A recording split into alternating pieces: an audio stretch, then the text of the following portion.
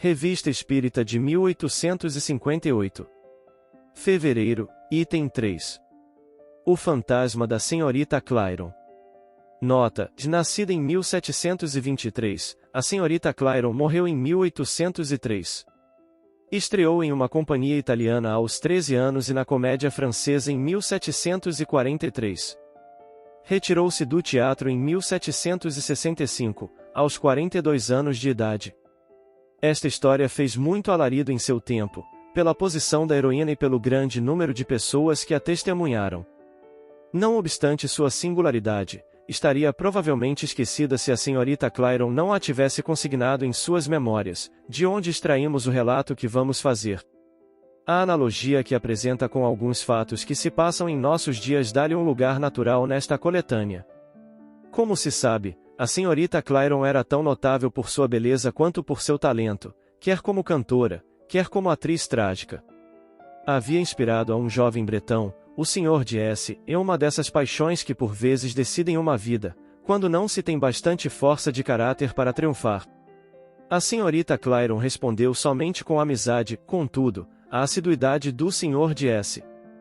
Tornou-se de tal forma importuna que ela resolveu romper qualquer relação com ele. A mágoa que ele sentiu causou-lhe uma longa enfermidade, de que veio a morrer. Isto se passou em 1743. Mas deixemos falar a senhorita Clairon. 2 anos e meio havia decorrido entre o nosso conhecimento e a sua morte. Rogou-me lhe concedesse, em seus últimos instantes, a doçura de me ver ainda. Minhas relações, porém, impediram-me de fazer essa visita. Morreu não tendo perto de si senão os criados e uma velha dama, única companhia que possuía desde muito tempo. Habitava, então, a muralha, perto de Chaussée-Antin, que começavam a construir a rua de Bussy, perto da rua de Seine e da abadia Saint-Germain. Estava com minha mãe e vários amigos que vinham jantar comigo.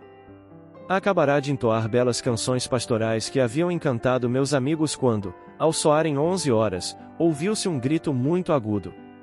Sua sombria modulação e sua longa duração espantaram todo o mundo. Senti-me desfalecer e estive quase um quarto de hora desacordada. Todos de minha família, meus amigos, meus vizinhos, a própria polícia, ouviam o mesmo grito, sempre à mesma hora, partindo invariavelmente de sob as minhas janelas, parecendo sair vagamente do ar. Raramente eu jantava na cidade, mas, nos dias em que o fazia nada se ouvia, muitas vezes, quando me recolhia ao quarto, indagava a minha mãe e aos meus domésticos sobre alguma novidade, e logo o grito partia do meio de nós. Uma vez o presidente de B.E., com quem havia jantado, quis acompanhar-me para assegurar-se de que nada me ocorreria no caminho. Quando, à minha porta, me desejava boa noite, o grito partiu de entre nós. Assim como toda Paris, ele sabia dessa história e, entretanto, foi posto em sua carruagem mais morto que vivo. Outra vez, pedi ao meu camarada Roseli que me acompanhasse à rua Saint-Honoré para escolher tecidos. O único assunto de nossa conversa foi meu fantasma, é assim que o chamavam. Cheio de espírito e em nada acreditando, esse rapaz, a despeito disso, ficará impressionado com a minha aventura, insistia para que eu evocasse o fantasma, prometendo-me que nele creria se me respondesse. Fosse por fraqueza ou por audácia, fiz o que ele pedia. O grito foi ouvido 3 vezes, terrível por seu estrépito e rapidez. Ao retornar, foi necessário o auxílio de todos da casa para tirar-nos da carruagem, onde estávamos desacordados. Depois dessa cena, fiquei alguns meses sem nada ouvir. Julgava-me livre para sempre, mas me enganava. Todos os espetáculos haviam sido transferidos para Versalhes, para o casamento do Delfim. Tinham-me arranjado um quarto na Avenida Saint-Claude, que eu ocupava com a senhora Grandval. Às 3 horas da manhã eu lhe disse: estamos no fim do mundo, seria muito difícil que o grito nos viesse surpreender aqui. Mal acabará de falar e o grito estalou. A senhora Grandval acreditou que o inferno inteiro estava no quarto, usando camisola, correu a casa de alto a baixo, onde, aliás, ninguém pôde pregar os olhos durante a noite. Pelo menos foi a última vez que o ouvimos. 7 ou 8 dias após, conversando com os membros de minhas relações pessoais, à badalada das 11 horas seguiu-se um tiro de fuzil, dado em uma de minhas janelas. Todos ouvimos o tiro e vimos o fogo, contudo, a janela nenhum dano sofrerá. Concluímos, todos, que queriam minha vida, que haviam errado o alvo e que seria necessário tomar precauções com vistas ao futuro. O senhor de Marville, então tenente de polícia, mandou visitar as casas em frente à minha. A rua encheu-se de toda sorte de espiões possíveis, porém, por mais cuidados que se tomassem, durante 3 meses inteiros e sempre à mesma hora o tiro foi visto e ouvido, na mesma vidraça, sem que ninguém jamais tenha podido saber de onde partirá. Esse fato foi constatado nos registros da polícia. Acostumada ao meu fantasma, na verdade um pobre diabo que se prestava a pregar peças, não prestei atenção à hora. Como fizesse calor, abri a janela condenada e nos apoiamos, eu e o intendente, no balcão. Ao soar 11 horas o tiro fez-se ouvir e ambos fomos lançados no meio do quarto, onde caímos feito mortos. Retornando a nós mesmos, sentindo que não tínhamos nada, examinando-nos e reconhecendo que havíamos recebido, ele na face esquerda e eu na direita, a mais terrível bofetada jamais aplicada, pusemo-nos a rir como 2 loucos. 2 dias depois, convidada pela senhorita do Mesnil para uma festa à noite em sua casa, na Barrière Blanche, tomei um fiacre às 11 horas com minha camareira. Fazia o mais esplêndido luar e fomos conduzidas por bulevares que começavam a encher-se de casas. Indaga minha camareira, não foi aqui que morreu o senhor de S, segundo as informações que me deram. Sim, respondi-lhe, apontando com o dedo uma das 2 casas à nossa frente. De uma delas partiu o mesmo tiro de fuzil que me perseguia, e atravessou nosso fiacre. O cocheiro dobrou a marcha, crendo-se atacado por ladrões. Chegamos à festa, mal refeitos do susto e, de minha parte, tomada por um terror que, confesso, guardei por muito tempo. Mas, com armas de fogo essa proeza foi a última. A explosão sucedeu um bater de palmas, com certo compasso e repetição. Esse ruído, ao qual a complacência do público me havia acostumado, não foi percebido por mim durante algum tempo, mas meus amigos o notaram. Temos espiado, disseram-me eles, e é às 11 horas, quase à vossa porta, que ele ocorre. Ouvimos mas não vemos ninguém, só pode ser a sequência do que antes experimentastes. Como o ruído nada tinha de terrível, não lhe guardei o tempo de duração. Não mais prestei atenção aos sons melodiosos que depois se fizeram ouvir. Parecia a voz celeste a esboçar uma área nobre e tocante, prestes a ser cantada. Essa voz começava na encruzilhada de Busse e acabava em minha porta e, como ocorrerá com todos os outros sons precedentes, ouvia-se mas nada se via. Finalmente, tudo cessou em pouco mais de 2 anos e meio. Algum tempo depois, a senhorita Clairon obteve, por intermédio da dama idosa que tinha sido amiga devotada do Sr. de S, o relato de seus últimos momentos. Ele contava todos os minutos quando, às 10h30 seu lacaio veio dizer-lhe que a senhora, decididamente, não viria. Depois de um momento de silêncio, tomou-me a mão, em atitude de desespero que me apavorou. Desalmada. Nada ganhará com isso, persegui-la-ei depois de morto, tanto quanto a persegui em vida. Quis tentar acalmá-lo, mas estava morto. Na edição que temos à vista esse relato é precedido da seguinte nota, sem assinatura, e eis uma anedota bem singular que, sem dúvida, induziu e induzirá as mais diversas opiniões.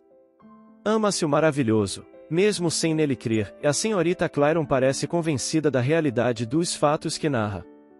Contentar-nos-emos em observar que ao tempo em que foi ou se supôs atormentada por seu fantasma, contava ela de 22,5 a 25 anos de idade, que é a idade da imaginação, e que nela essa faculdade era continuamente exercitada e exaltada pelo gênero de vida que levava, no teatro e fora dele. É preciso ainda lembrar que ela disse, no início de suas memórias, que, em sua infância, não se entretinha senão com aventuras de fantasmas e de feiticeiros, que lhe eram contadas como histórias verídicas. Conhecendo o assunto somente através do relato da senhorita Clairon, só podemos julgá-lo por indução. Eis o nosso raciocínio: esse fato, descrito em seus mínimos detalhes pela própria senhorita Clairon, tem mais autenticidade do que se tivesse sido narrado por terceiros. Acrescentemos que ao escrever a carta onde o fato está relatado, contava cerca de 60 anos, já passada a idade da credulidade de que fala o autor da nota. Esse autor não põe em dúvida a boa-fé da senhorita Clairon a propósito de sua aventura, mas admite que ela tenha sido vítima de uma ilusão. Que o fosse uma vez, nada haveria de extraordinário, porém, que o tivesse sido durante 2 anos e meio, já se nos afiguraria bem mais difícil. Como mais difícil ainda é supor que essa ilusão houvesse sido compartilhada por tantas pessoas, testemunhas oculares e auriculares dos fatos, e pela própria polícia. Para nós, que conhecemos o que se passa nas manifestações espíritas, a aventura nada contém de surpreendente e a temos como provável. Nesta hipótese, não vacilamos em pensar que o autor de todos esses malefícios não seja outro senão a alma ou o espírito do Senhor de S.S., sobretudo, atentarmos para a coincidência de suas últimas palavras com a duração dos fenômenos.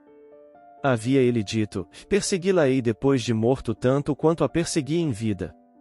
Ora, suas relações com a senhorita Clairon haviam durado 2 anos e meio, ou seja, tanto tempo quanto das manifestações que se seguiram à sua morte. Algumas palavras ainda sobre a natureza desse espírito. Não era mau, e é com razão que a senhorita Clairon o qualifica como um pobre diabo, mas também não se pode dizer que fosse a própria bondade. A paixão violenta, sob a qual sucumbiu como homem, prova que nele as ideias terrestres eram dominantes. Os traços profundos dessa paixão, que sobreviveu à destruição do corpo, provam que, como espírito, ainda se achava sob a influência da matéria. Por mais inofensiva fosse sua vingança, denota sentimentos pouco elevados.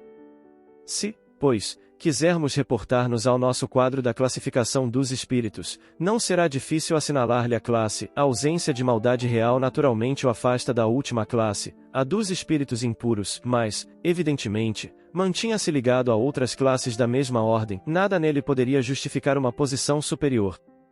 Uma coisa digna de nota é a sucessão dos diferentes modos pelos quais manifestava sua presença. Foi no mesmo dia e no momento exato de sua morte que ele se fez ouvir pela primeira vez, e isso em meio a um alegre jantar.